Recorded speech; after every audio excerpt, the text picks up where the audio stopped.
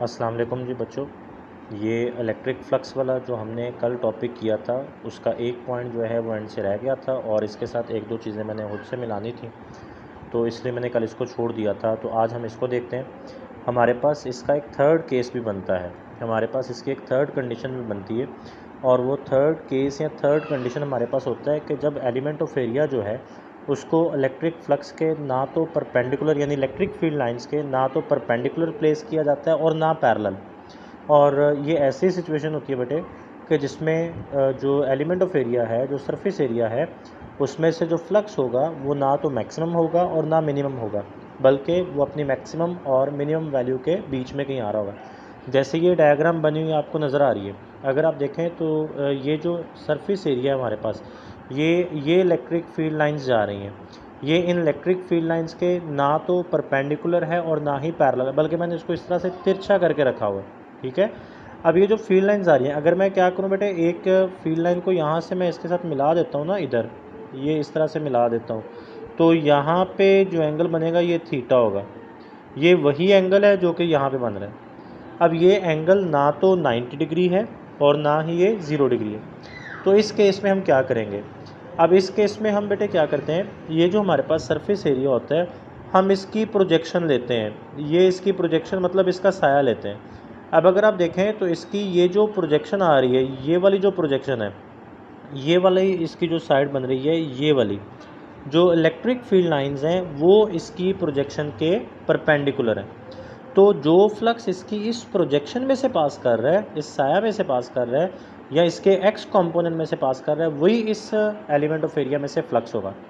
अब प्रोजेक्शन का मतलब आप लोगों को पता है कि ये हमारे पास एक्स कंपोनेंट होता है, और आपको पता है कि एंगल के साथ जो कंपोनेंट बन रहा होता है वो हमेशा एक्स कंपोनेंट होता है। तो ये जो प्रोजेक्शन होगी ये ए कॉज ऑफ थीटा कहलाएगी।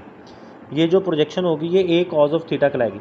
तो फिर हम जब इसमें से फ्लक्स लिखेंगे तो ये फ्लक्स बेटे लिखा जाएगा, मैंने लिख दिया in this case projection of a vector that is A cos theta is perpendicular to electric intensity, so flux is E into A cos of theta.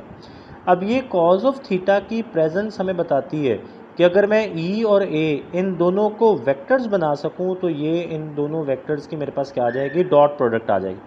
तो यहाँ से हमें ये फॉर्मूला जो है ई डॉट ए वाला मिल रहा होता है। अब इसके बाद बेटे ये जो हमारे पास फॉर्मूला है ई डॉट ए वाला, इसको अप्लाई करने की कुछ कंडीशंस होती हैं, कुछ लिमिटेशंस होती हैं। ये मैंने फार्मूला आपके सामने लिखा हुआ है जी, ई डॉट ए, इसे हम लिख रहे होते हैं ई ए कॉज ऑफ थीटा। इसमें सबसे पहली जो कंडीशन होती है वो होती है कि इलेक्ट्रिक फील्ड और electric intensity should be uniform. अब ये इलेक्ट्रिक फील्ड या इलेक्ट्रिक इंटेंसिटी चूँकि एक वेक्टर क्वांटिटी है, जिसका मतलब इसके पास मैग्नीट्यूड एंड डायरेक्शन दो चीज़ें हैं।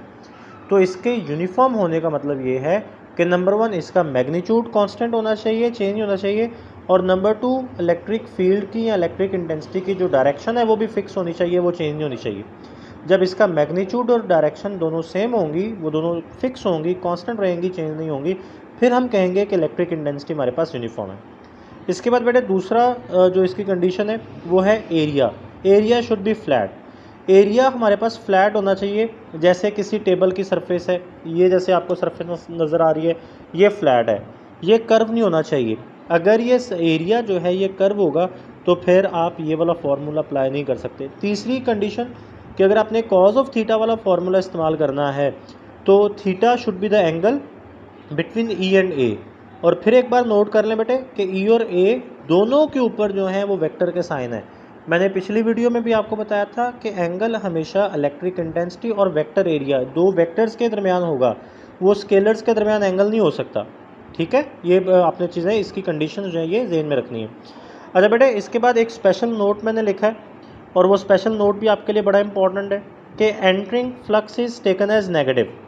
कि अगर किसी एक सरफेस के अंदर, एलिमेंट ऑफ एरिया के अंदर इलेक्ट्रिक फील्ड लाइंस एंटर हो रही हों तो उन इलेक्ट्रिक फील्ड लाइंस के एंटर होने से जो फ्लक्स बनेगा वो नेगेटिव लिया जाएगा। इसकी रीज़न क्या है? इसकी रीज़न बेटा ये देख लें, ये आपके सामने मैंने सरफेस एरिया बनाया है, ये मैं इसको ना इस वाली साइड से देख रहा हूँ, तो ये इसके ऊपर नॉर्मल ड्रॉ करूँगा तो ये नॉर्मल बाहर की तरफ आ रहा है। अब नॉर्मल और इलेक्ट्रिक फील्ड लाइंस देख लें, एक दूसरे की ऑपोजिट डायरेक्शन में जा रही हैं। जब ये एक दूसरे की ऑपोजिट डायरेक्शन में जा रही हैं तो इनके दरमियान एंगल 180 डिग्री हो जाएगा। तो जब इनके दरमियान एंगल 180 डिग्री हो गया, कॉज ऑफ 180 मेरे पास -1 आ जाएगा, तो इलेक्ट्रिक फ्लक्स क्या हो जाएगा, नेगेटिव। लेकिन बेटे जो एग्जिटिंग या इमर्जिंग का मतलब होता है जो फ्लक्स बाहर निकल रहा होता है, तो वो हमारे पास पॉजिटिव होगा। अब इसकी रीज़न देख लें, यही मेरे पास एलिमेंट ऑफ एरिया है, लेकिन अब इसको मैं दूसरी तरफ से देख रहा हूँ। तो इसमें से जब इलेक्ट्रिक फील्ड लाइंस बाहर निकल रही हैं तो इस पर मैंने नॉर्मल ड्रॉ किया, तो नॉर्मल और electric field line same direction में आ गई, एंगल 0 डिग्री बन गया, और जैसे ही एंगल 0 डिग्री बनेगा कॉज ऑफ 0 1 हो जाएगा, तो फ्लक्स हमारे पास क्या हो जाएगा बच्चों, पॉजिटिव हो जाएगा।